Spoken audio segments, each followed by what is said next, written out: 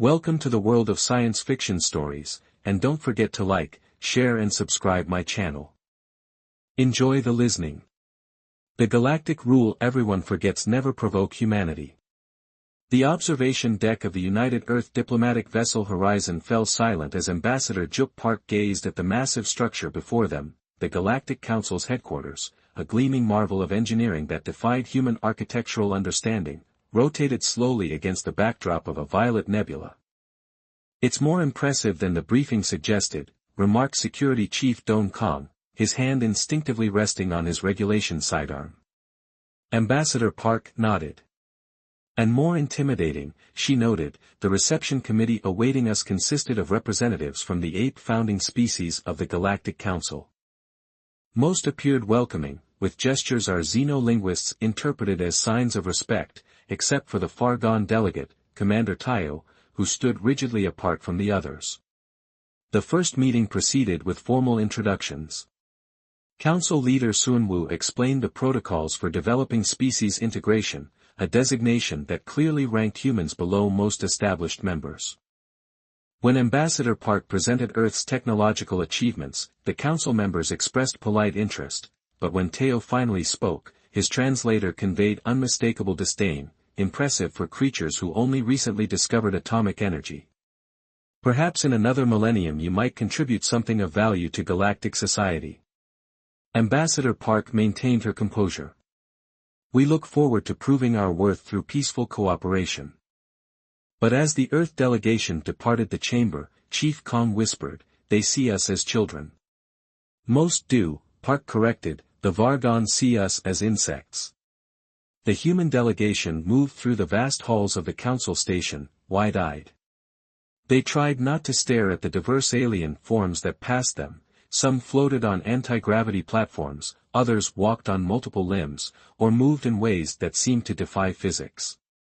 Juk Park had spent 15 years in diplomatic service. She had negotiated trade deals during Earth's resource wars and helped establish peace between rival nations, but nothing had prepared her for this. Representing all of humanity to beings whose civilizations were thousands of years more advanced was daunting. Back on their ship, the delegation gathered in the conference room. The mood was tense. "They're testing us," said Mi, the chief scientist, as she pulled up holographic displays showing data from their sensors. The Vargon delegate's body temperature and pulse equivalent had risen significantly when addressing the humans. "They're measuring our responses." Doan nodded. "I counted 14 armed guards in that chamber, not all visible to the naked eye. Jui, this isn't just diplomacy, it's survival. We need to understand their power structures," she said, turning to the team's xenoanthropologist, Juno. "What's your assessment?" Juno adjusted his glasses and replied, "The Council appears to operate on a merit system based on technological advancement and resource control, but there are clear power blocks.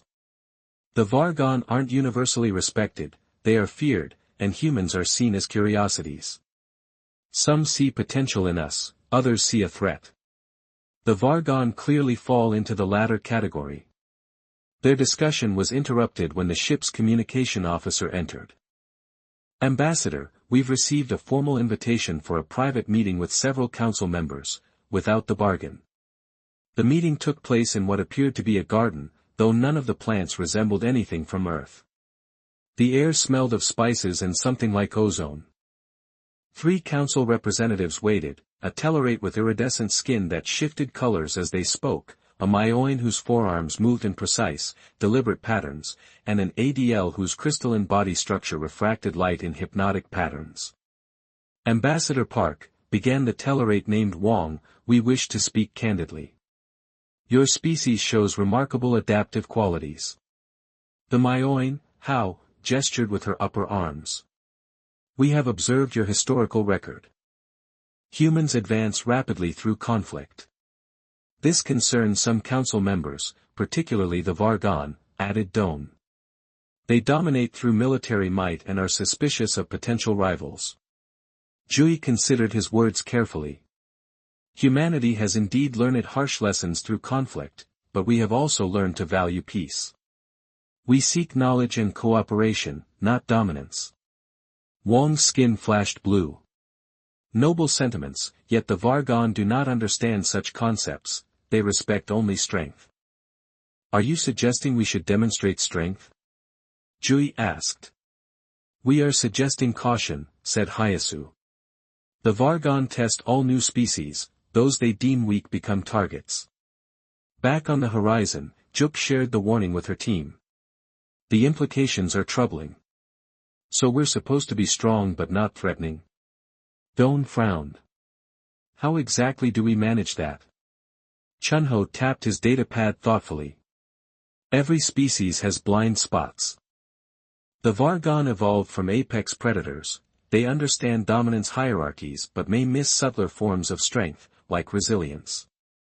Mi added, humans have survived multiple extinction-level events. We persist. Their discussion was cut short by an alert. A small Vargon vessel had approached one of their automated research probes near Jupiter and was scanning it intensively. So it begins, Jui said quietly. Over the next few days, the human delegation participated in council orientations while monitoring increasing Vargon interest in their solar system. Small provocations, scan intrusions, communication interference, were executed carefully, remaining just below the threshold of official complaints. On their final day at council headquarters, Commander Teo approached Jui as she waited alone in an antechamber. Ambassador Park, he said, his translator struggling with his guttural language, I studied your species, so fragile, so divided, your nation still wars with each other while pretending unity to the stars. Jui met his steady gaze. We have our differences, Commander, but we learn from them. Tahoe made a sound that might have been laughter. What do the Vargon know of humans? Is this it? You are soft, your bones break easily, your flesh tears, your lives are but brief sparks compared to the flame of an evolved species. Jui smiled slightly. Fire can start from the smallest spark, Commander. For a brief moment, uncertainty crossed his alien features before he could respond. Council leader Sunwoo then entered. Ambassador Park, your formal recognition ceremony begins shortly. As Jui moved to follow Sunwoo, Tahoe called after her, we will be watching Earth's development with great interest. That evening, as the Horizon prepared to return to Earth, Don joined Jui on the observation deck. The council station grew smaller on the view screen. What do we tell Earth's leaders? He asked. Jui watched the stars. The truth is, we have joined a community far larger and older than we imagined. Most members are willing to give us a chance to prove ourselves, and the far gone, we tell them that we've met the neighborhood bully, and that we should prepare accordingly. 6 months later, the research vessel Curiosity transmitted distress signals from the Kuiper Belt. Captain Minsu Lee's voice remained steady despite the circumstances. The Vargon vessel is conducting what they call standard inspections. They've disabled our propulsion systems and are demanding access to our database. Awaiting instructions in the Earth Security Council chamber, Admiral Tunjin listened grimly. This marks the 7th such incident in 3 months. Tell them to stand down, ordered Qin, who then informed the Galactic Council. 2 weeks later, the Council's response arrived, the matter will be investigated as a potential navigational misunderstanding. Understanding President Juno slammed his fist on the table. Navigational misunderstanding? They crippled a clearly marked research vessel. The Council is dominated by species who have never known war as we have, explained Admiral Henin. They don't understand escalation patterns. When the Mars mining facility Olympus went dark the following month, the attack could no longer be dismissed. 17 miners died when Vargon raiders breached the habitat door, and the Council classified it as an unfortunate regulatory enforcement action. President Juno addressed his cabinet solemnly. Activate Contingency Plan Thunderbird. It's time to show our hand. In the command center of the Curiosity, the crew huddled outside their viewports as the massive Vargon vessel loomed, its hull bristling with weapons that made no attempt at disguise. 3 smaller craft circled the human ship like predators. They're scanning us again, reported Science Officer Bora, her eyes fixed on the display. More aggressive this time, they're trying to break through our database. Captain Mincio paced the small bridge. The Curiosity is a research vessel, not built for confrontation. Its crew of 12 had been mapping the outer system when the Fargon intercepted us. Engineering status, Mincio, came a call through the comm. Captain, we have a reply from Jean in the engine room. They use some kind of targeted EMP, propulsion is completely offline, life support is still working, but we're not going anywhere. The main screen flickered, and a Vargon face appeared. Unlike Commander Tahoe from the Council, this one bore battle scars across its scaled face. The translator rendered its harsh speech, human vessel, your presence in this sector violates Fargon security protocols. Surrender your database, or we will extract it. Mincio stood straight. This is Captain Lee of the Earth vessel Curiosity. We are in recognized human space, conducting peaceful research. Your actions constitute piracy under galactic law. The Vargon emitted a sound that the humans recognized as laughter. Laws apply to equals, not to insects. The transmission cut off minutes later, and the ship shuddered as the docking procedure began. Back on Earth, Admiral Hennin ended the emergency transmission and faced the Security Council. 8 grim faces looked back at him. This is a clear escalation, said Defense Minister Yunji. They're not just harassing us now, they're attempting data theft. Admiral Hennin nodded. Captain Lee is following protocol, minimum resistance, maximum delay. We have dispatched the UES Defender to their position. Will it get there in time?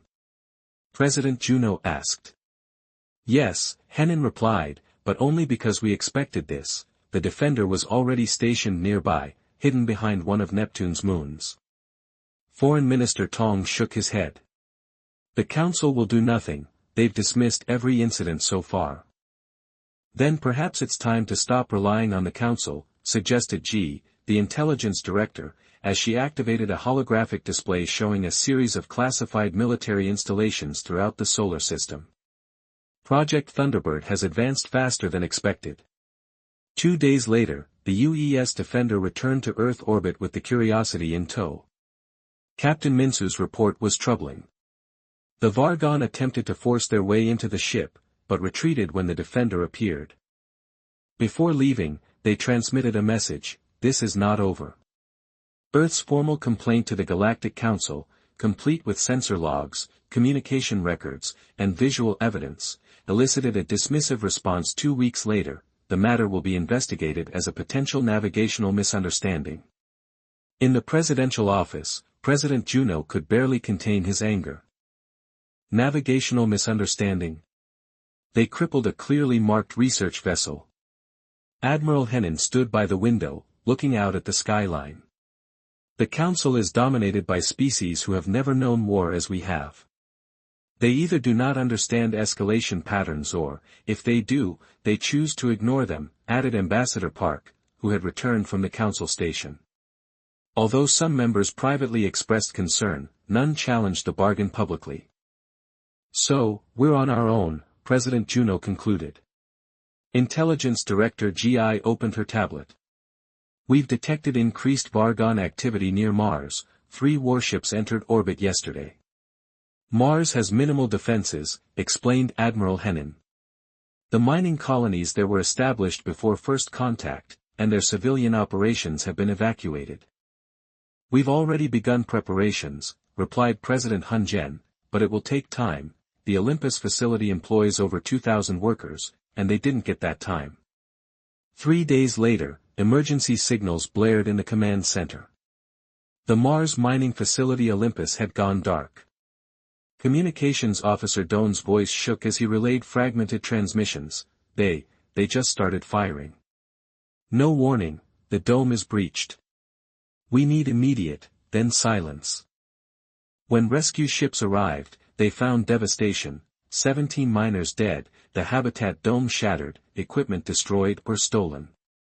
The few survivors described Vargon troops methodically moving through the facility, taking what they wanted and destroying the rest. This time, Earth's message to the Council was not a complaint but an ultimatum. The response, when it came, was just as dismissive: the Council regrets this unfortunate regulatory enforcement action. The Vargon hierarchy has filed documentation indicating the facility was extracting resources from a contested asteroid belt. There is no contested asteroid belt. President Juno shouted, throwing his datapad across the room. Mars is firmly in human territory, by the Council's own maps. The emergency cabinet meeting that followed was somber. The miners' families had been notified, the media was in an uproar, public opinion had shifted from curiosity about alien life to fear and anger. We have three options, Admiral Hennin presented. First, continue appealing to the Council. Second, attempt direct negotiation with the Vargon. Third, he paused, show them we are not as helpless as they believe. The first option has failed repeatedly, said Foreign Minister Tong.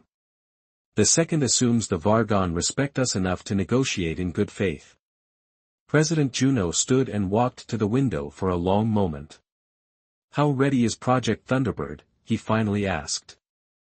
Phase 1 is complete, answered Admiral Hunjen. The fleet is operational, and our new defense systems can be deployed within hours, and the Council doesn't know.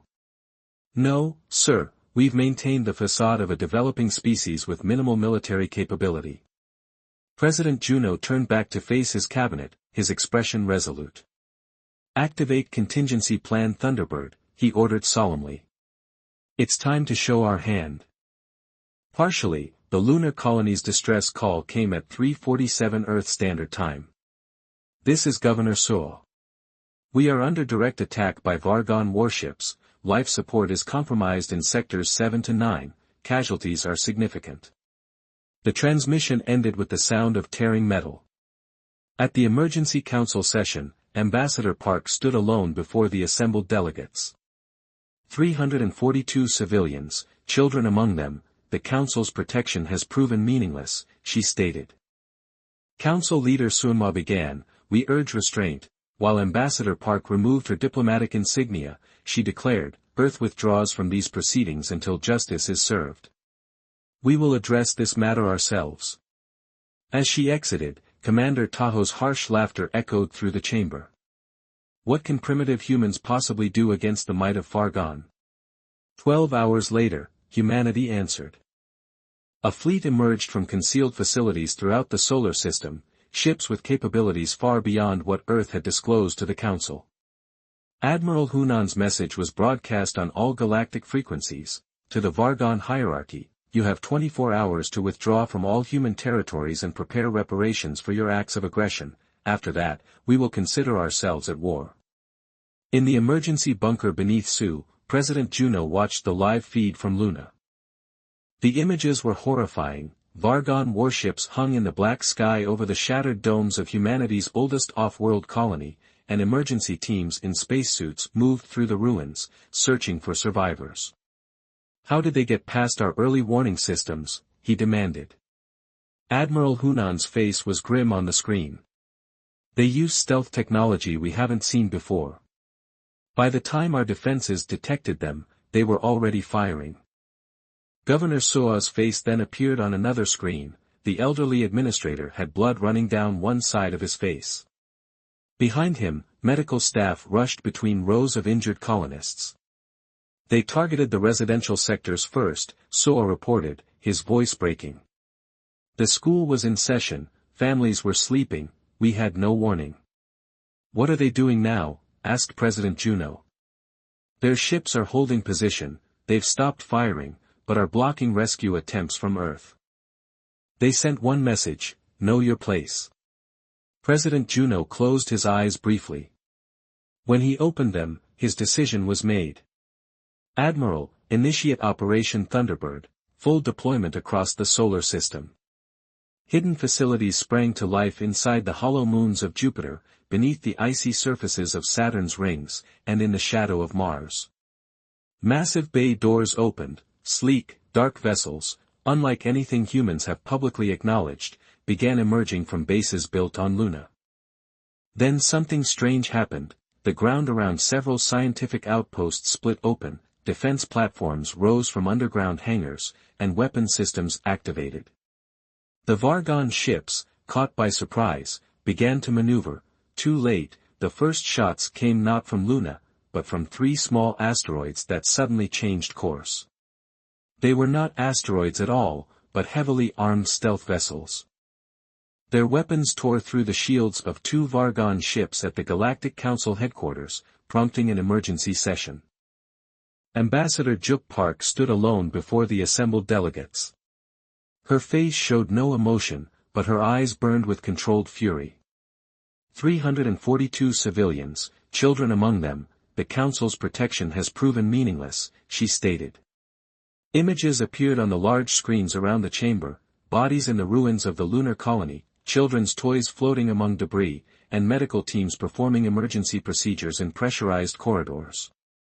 Council leader Sunma shifted uncomfortably. "We urge restraint while we investigate this incident," he said. The Vargon delegate began, "Your colony was harboring weapons in violation of." Ambassador Park's voice cut through the chamber. She unpinned her diplomatic insignia and placed it on the podium. "Earth withdraws from these proceedings until justice is served. We will address this matter ourselves." A murmur ran through the assembled delegates, such an action was unprecedented. Several representatives rose to speak, but Park was already walking toward the exit. Commander Taho's harsh laughter echoed through the chamber. "What can primitive humans possibly do against the might of Vargon? Your species will learn its proper place in the galaxy if any survive the lesson." Park paused at the doorway but did not turn around. "You mistake patience for weakness, Commander. That is a dangerous error." Back on Earth, Admiral Henin stood in the heart of Thunderbird Command. The massive underground facility had remained secret even from most of Earth's governments until recently. Around him, officers coordinated the deployment of Earth's hidden fleet. On the main screen, tactical displays showed human vessels converging toward Luna from all directions. "All ships, report ready," Admiral Henin announced. His second-in-command, Captain Yuna Hunjen, nodded, opened broadcast channels on all frequencies and translation protocols, straightened his uniform, and faced the camera. The message would be heard not just by the Vargon but by every species in the Galactic Council. "To the Vargon hierarchy, you have 24 hours to withdraw from all human territories and prepare reparations for your acts of aggression. After that, we will consider ourselves at war," he declared before turning to Captain Yuna. "Status of Luna defense?" asked Captain Yuna. "The remaining Vargon ships are pulling back, sir, they seem confused," reported Communications Officer Geo.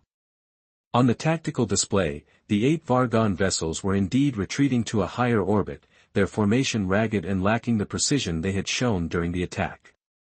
"They're calling for reinforcements," added Officer Geo, noting a surge of encrypted traffic heading toward Vargon space. Hunjen had expected this. "How long until their main fleet arrives?" "Based on known Vargon propulsion capabilities, 36 hours minimum." "Perfect, that gives us time to evacuate the remaining colonists and position our forces in the medical bay of the lunar emergency bunker." Governor Soa watched in amazement as Earth ships appeared in orbit, not the rescue vessels he had expected, but warships of advanced design he had never seen before. A young aide rushed in. "Governor, the Vargon are retreating, and there are human military vessels everywhere, hundreds of them." Outside, a massive ship descended toward the damaged colony, its hull bore the markings of Earth's new unified defense force. Smaller vessels surrounded it, deploying what appeared to be shield generators around the breached domes. Back at Thunderbird Command, President Juno joined Admiral Henin as they watched the real-time updates. "They're running, Henin," the Admiral said grimly, "but they'll be back with everything they have." The President agreed. "Can we stand against their full might?" Admiral Henin pulled up a classified file on his console. The display showed specifications for weapon systems far beyond what Earth had revealed, even to most of its own citizens. "Mr. President, humanity has been preparing for war since we first looked at the stars. The Vargon think they know what we're capable of, they have no idea." As Ambassador Park's ship departed Council space, she received the first reports of Earth's revelation. The secret is out, humanity has been hiding its strength all along. Her communicator chimed with an incoming message from one of her few allies on the Council, the Tellarate diplomat who had warned her months ago. Ambassador Wang, he said, his skin shifting to a deep purple with concern, what has your species done? The Vargon will never forgive this humiliation, we never sought this conflict. But we will end it, Park replied. The Council is in chaos, some call for sanctions against Earth for concealing military capabilities, while others suggest the Vargon deserve this check to their aggression. Her expression was resolute. Tell them to watch what happens next. Humanity has been pushed too far. Commander Tahoe watched with growing concern as his border outposts went silent one by one. Impossible, he muttered. Their technology was decades behind ours. A subordinate approached cautiously.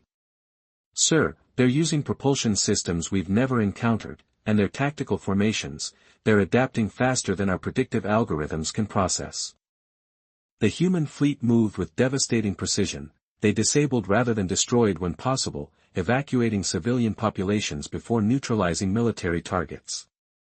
This wasn't primitive warfare, it was methodical, ethical, and utterly relentless. After the third Vargon colony world raised surrender signals, Supreme Hierarch Juno demanded explanations. How are they defeating our forces? They're physically weaker than any warrior species. General Mi, the Vargon chief strategist, appeared shaken. I've been studying their history. Humans evolved as persistence hunters, they don't outmuscle their prey, they pursue until exhaustion. Their entire civilization reflects this pattern. They don't quit, and they've been fighting each other for millennia, constantly improving. Then we will make them quit, declared Juno, ordering their main fleet to converge on the human advance. Commander Tahoe stood rigid before the massive tactical display in his command center. Red warning signals flashed across the map of Vargon territory. 6 hours ago, I commanded 23 border outposts, now only 11 remain operational.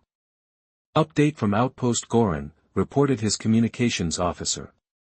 They are under attack, human vessels have surrounded the station. Tahoe clenched his four-fingered hand. Send reinforcements, sir, there are no ships available in that sector. All nearby vessels have been disabled or have surrendered. He muttered, this could not be happening, the humans were primitives, their ships pitiful, their weapons laughable.